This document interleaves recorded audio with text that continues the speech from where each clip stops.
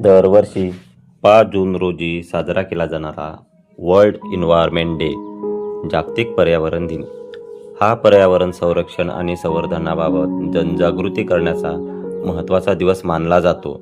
वाढते प्रदूषण, जंगलतोड, हवामान बदल, प्लास्टिक कचरा आणि नैसर्गिक संसाधनाचा होणारा ऱ्हास या गंभीर समस्यामुळे पर्यावरण संरक्षणाची गरज अधिक तीव्र झाली आहे.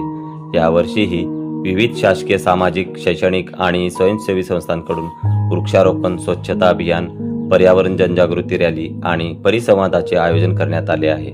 पर्यावरणाचे संतुलन राखण्यासाठी प्रत्येक नागरिकाने किमान एक झाड लावून त्याचे संगोपन करण्याचा संकल्प करणे आवश्यक असल्याचे तज्ज्ञांचे मत आहे.